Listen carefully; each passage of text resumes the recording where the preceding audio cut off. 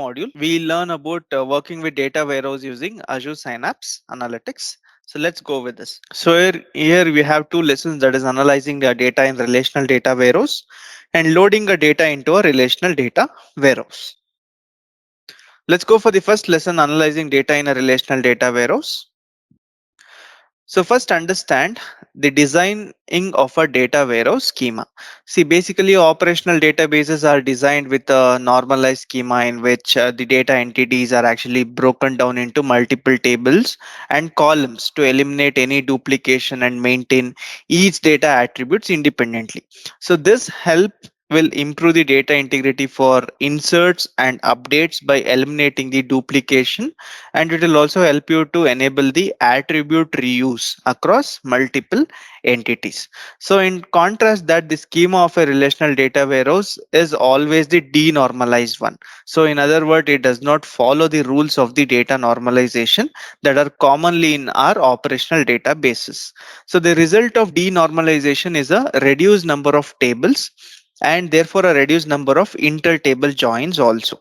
So resulting in optimal read performance to support queries for reporting, we actually do this denormalized data. So here the ideal schema for relational data warehouse is a star schema.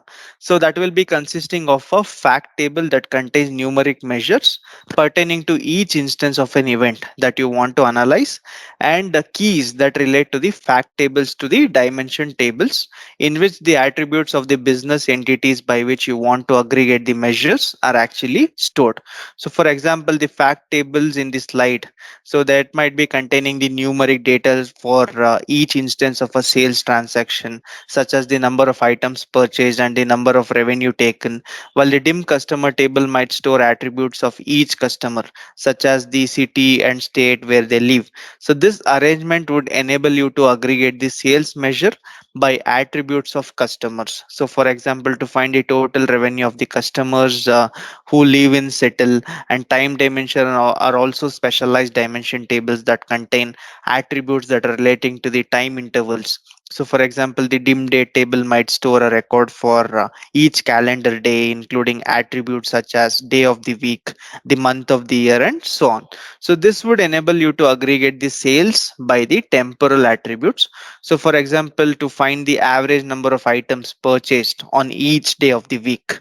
So in reality, many data warehouses are not fully denormalized. So some dimensions are at least partially normalized to define parent child hierarchies also, such as product organized into categories, we can say.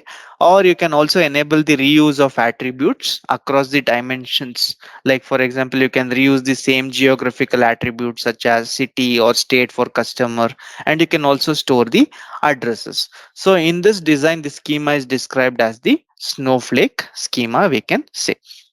So star schema will be having one fact table having multiple dimensions interlinked to that. And in the snowflake schema, we have one dimension table linking to the another dimension table and then pointing to the fact table, we can say. This is what we call it as a snowflake schema. Now let's move ahead with the next topic, that is dimension keys. So here you might feel difficult to understand the difference between surrogate key and the alternate keys. Basically, surrogate keys exist in the data warehouse and they are actually used to uniquely identify each row in the dimension table. So essentially, it's a primary key for the dimension table and is usually implemented as a simple unique integer value. So we have alternate keys that will actually identify a specific instance of a dimension entity, such as customer, and they are actually often inherited from the source operational system. So this business key for the entity, we can say, or that might be based on a natural key that will uniquely identify an entity, such as email address for a customer. And here the important point is that the dimension table might need to contain multiple records for a specific entity instance to represent its attributes at different point in time. So for example, here in this slide there are customer named Navin Jones. So here who has the same point moved from the settle to the New York. Okay, see here we have two records for him. So the table contains two records for this customer, so that when aggregation sales by city, sales to customer are counted for the city of residence at the time of sale, it's the same customer, so that the alternate key is for same for the both records. But the surrogate key will enable us to maintain a separate record for each city where they are actually living. Okay, and we'll go for the next topic, how to create a relational data warehouse in Azure Synapse Analytics. First of all, you need to have one dedicated SQL pool. So there you need to specify the name, and you need to specify the size of your data warehouse, how much it should have and computing power. And you should pause and resume the pool whenever it is needed, as it's a costly resource in Azure. This might consume all of your credits if you leave it consumed all the time. And you need to provide the relational database instance so that you can create, load, and you can query the tables. That is possible. And whenever you create a data warehouse, you need to have certain considerations. So make sure you have proper integrity constraints like foreign key relationship, those things you need to have a proper integration. And you need to have the indexes. So you can preferably use the default one, that is clustered column store indexes in most of the cases. And for other field types that is not supported in column store indexes, you can use the clustered indexes on the appropriate columns also. And for the data distribution, you can use hash distribution for distributing this fact tables up across the compute nodes. And you can use the replicated distribution for small dimension tables to avoid the data shuffling. And you can use round robin distribution for staging tables to eventually distribute across the compute nodes. Okay, these are all the considerations you can do. And you know about the external tables we already discussed. So here you can use the external tables to define the table metadata. So here whenever you create the external tables, you will be having you can manage your data independently from the table. And this will be very much useful for reading the data into staging table directly from the data lake. In that case, you can use this external tables. And you have this homework, that is exploring of data warehouse. So after this session, whenever you have time, you can go to this link and you can refer to the instructions and do this lab. So now let's have a quick knowledge check. So in which of the following table types should an insurance company store details of a customer attributes by which claims will be aggregated? Yes, that's right. You can do it using the dimension table. So you create a dimension table for product data, assigning a unique number keys for each row in a column named product key. So the product key is only defined in the data warehouse. So what kind of key is a product key?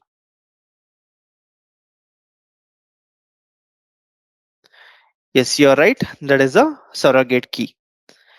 And what distribution option would be best for the sales fact table that will contain billions of records? Yes, that's absolutely a hash distribution. So we have this next lesson, loading a data into a relational data warehouse. So loading staging tables. So using this external tables works well when the schema of the data files matches the dimension or the fact table in which it will be eventually be loaded. So the generally accepted best practices is to load the data into staging table first by using the copy command, and this will generally yield you the better performance for subsequent load operations where you have the alternate keys in the staging table. They need to be looked up in the dimension table to a certain for the right surrogate keys. So whenever you wish to load the staging table, either you can go with this using external table to query files in a data lake option, or you can use the copy to load the data from the files into database. We preferably use this copy command, that is actually a better performance one, we can say. And if you want to load the dimension table from the staging table, either you can use the sit as statement, that is create table as select statement to a new table, or you can use insert select to load an existing table also. Either of which is also possible. And using this insert statement, you can also add the stage data to the existing dimension table also. So these options are preferably used whenever you want to load the dimension table from staging tables. And if you want to load the time dimensions, So this time dimension usually contains a continuous sequence of temporal intervals such as days, hours, or minutes. So the granularity of the temporal intervals determines the grain of the data warehouse. So specifically the minimum period of time by which you can aggregate the measures in the related fact tables. So there will be a start point for the sequence that should include the appropriate time for the earliest facts, and the end point should allow for the new facts also. That is very much common to set the endpoint to a future time, such as end of the current year, and periodically extend it as needed. Whenever you want to extend it, you can extend it as ever you needed. You can extend this. Okay. And to understand about loading the slowly changing dimension table, so here these dimensions are telling you how data warehouse handle dimension entities with attributes that change over the time. So for example, customers who change the address or products that change the supplier might be an example. So basically you have three types of slowly changing dimension in common use as described. So on the slide here, whenever you go through with this type 0, that will be effectively a non-changing dimension. And if you go for this type 2, that will often include the columns to track the effective time period for each version of an entity. And if you go for the flag to indicate which row represents the current version of the entity, you are using the incrementing surrogate key. Okay, you can use this incrementing surrogate key, and you only need to track the most recently added version of an entity. Then you may not need these columns, but before making that decision, consider how you will look up the appropriate version of an entity when a new fact is actually entered based on the time at which the event or the fact relates to is been occurred. Okay, so either you can use this type 0 for no changes allowed in this type 0. So if you go for type 1, whatever you made the changes, that will be in the inline in the dimension row itself. When you go for type 2, so that will also result in the new version of the dimension entity or a new role, we can say. Okay, this is about the slowly changing dimension.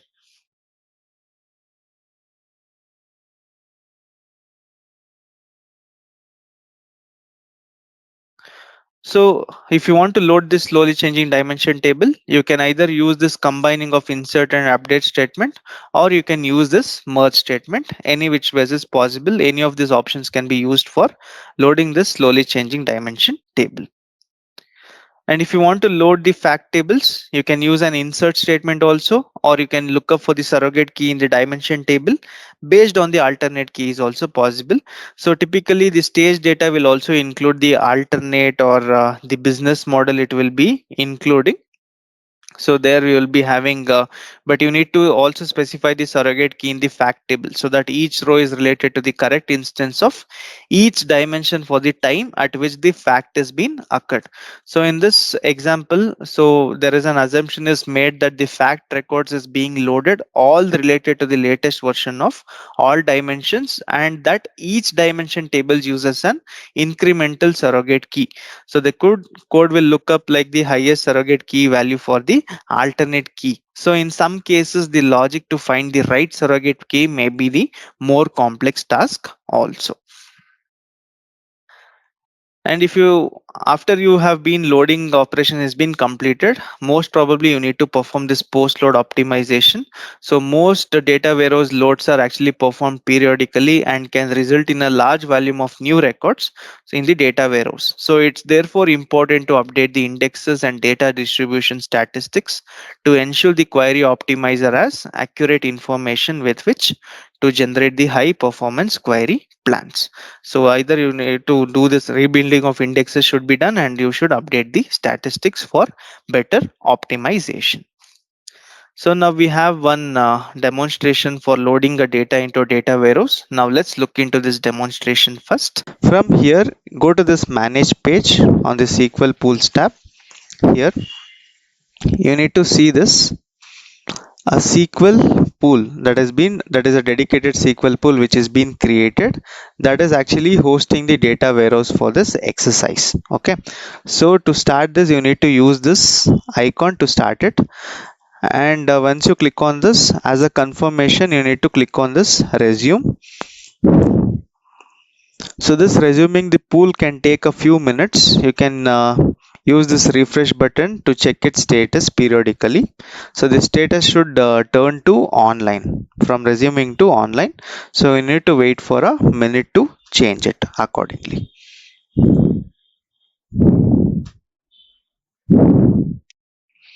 Now you could see that the dedicated SQL pool has been turned online. So after this, let me expand this and go to this data page. In this, view the link tab, and you need to verify that that has been including with your Azure Data Lake Storage Gen 2 storage account. So which should actually look like this, and just expand this, and you need to have this Synapse with the name like this. This is your Data Lake Gen 2 account, and later you need to expand your storage account. And after expanding, you need to see that it contains a file system container that is named as files primary. Okay, now let me select this files container.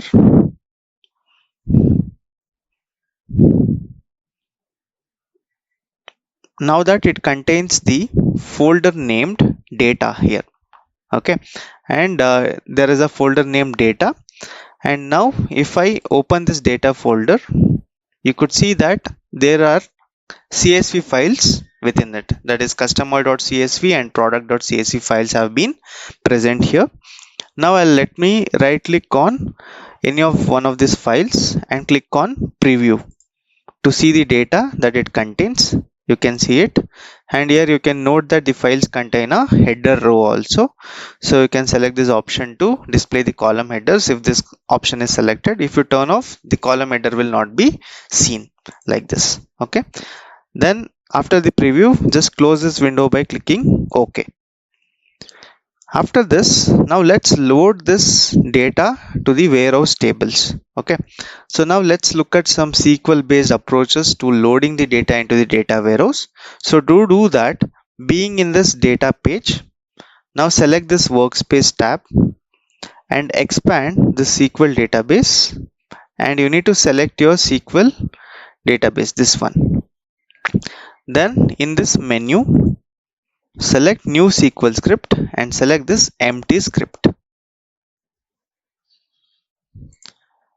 Now that you can see a empty script is been opened, there is a blank SQL page which is actually connected to the instance for this following exercise. So you will be using this script to explore several SQL techniques that you can use to load the data. In the first step, let's load the data from a data lake by using the copy statement. Okay, now let's do it. So as a first step, let me enter the SQL script. Okay, I have entered the SQL script. So on this toolbar, let me use this run button to run the SQL code. So now we have got confirmation that there are 0 rows currently in the stage product table. Okay, now let me replace this code by this following SQL statement. Okay, and make sure before running you add your suffix of your data lake. So my suffix has been present here. This was my suffix, so that is 2n8rt9. So you need to add the same thing. You will be having the different suffix. Make sure you add the proper one. 2n8rt9. This is my suffix. Okay, you need to change this after the modification, and later just use this run to run the script.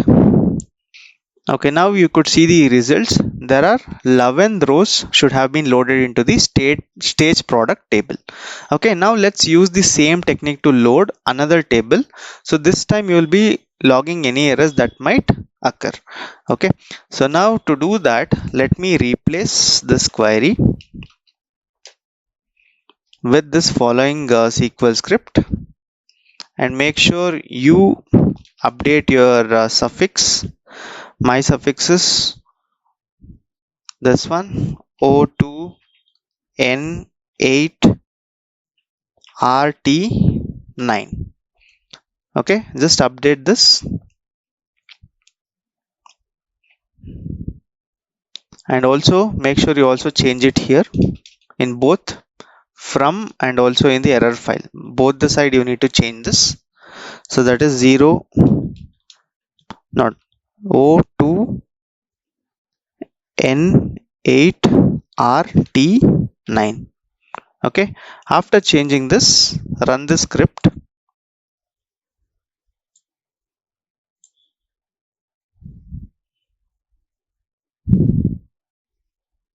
Okay, now the query has been successfully executed. In this resulting message, you could see that the source file that contains a row with invalid data, so one row has been rejected. Okay, and the code above specifies a maximum of 5 errors, so a single error should not have prevented the valid rows from being loaded. So you can view the rows that have been loaded by running the following query. Now let's load it. You can see that this one row has been rejected from the table in the plan step number 4. Okay, so now let's fix it. So now let's modify this query to view the rows that have been loaded by the query, the previous one, by running this script. So if I run the script, so these are all the rows that have been loaded by running the previous one. So these things were actually loaded. Okay, you can see this 4 number of data is there, 4 rows of data, you can see it here. Now after this has been done, I'll switch back to this files tab and I'll view this root folder, this files tab. Now you could see a new folder has been created, that is rejected rows that have been created. So if you are not able to see this, just refresh this to see this folder. Okay, now let me open this rejected rows folder, and the date and time specific subfolder it contains, and it should contain the file similar to this, like QID 368, like this. You need to have this files like this, and you can do a right click on each of these files and select the preview to see the details of the error and the row that was actually rejected. Okay, basically the use of the staging table will enable you to validate or transform the data before you actually move or use it to append to or upsert into any existing dimension tables. So here the copy statement will actually provide you a simple but high performance technique that you can actually use to easily load the data from files in a data lake into a staging table. And you have also seen, identified, and also redirected the invalid rows. Okay, now let's use a create table as statement. So just click on OK, and you just need to return to the script pane, and you need to replace this query with this SQL code. Okay, you need to replace it to this SQL code, and you just run the script, which will basically create a new table named dim product from the staged product data. And also it is using product alt key as its hash distribution key, and it is also having a clustered column store index. You can see it is having a clustered column store index. Okay, now after this creation is been successful, now let's use the following query to review the contents of the new dimension product table. Okay, let me erase this code, and let me write the SQL query to select the product key and product alt key from the following table to see the contents of the new dim product table. So now the query is executing. Now you could see the data. So this create table as select expression has various uses. Okay, that will actually include you with the redistributing the hash key of a table to align with other tables for better query performance, and the assigning a surrogate key to a staging table that is based upon existing values. After performing a delta analysis, you can do, and you can also use it for creating an aggregate tables quickly for report purposes also.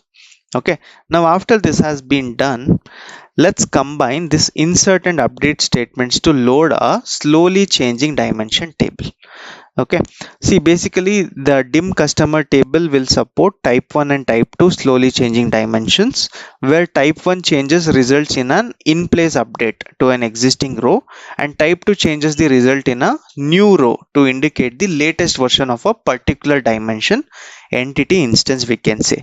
See, loading this table will actually require a combination of insert statement to load new customers, and it also require a update statement to apply type 1 and type 2 changes.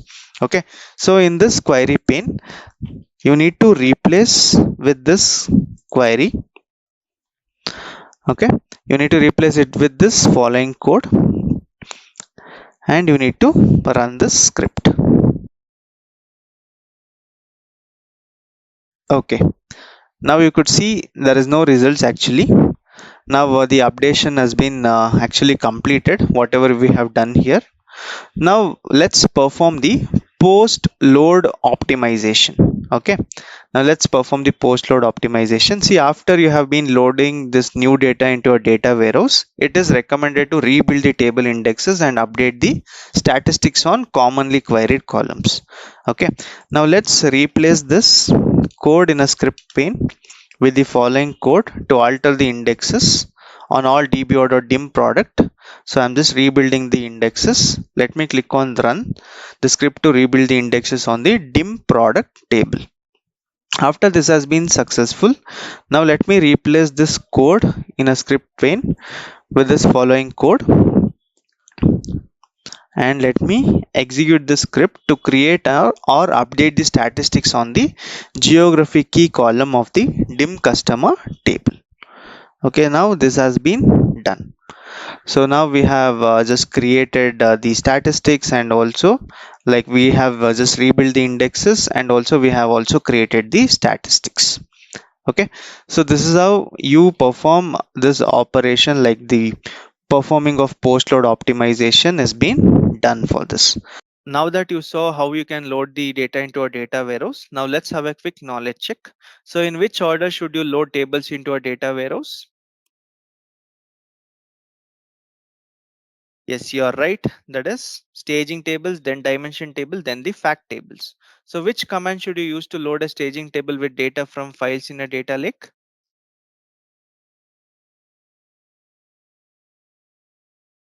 Yes, you are right. A copy command. So when a customer changes their phone number, the change should be made in the existing row for that customer in the dimension table. So what type of slowly changing dimension is this? Yes, you're right. That's a type 1 slowly changing dimension.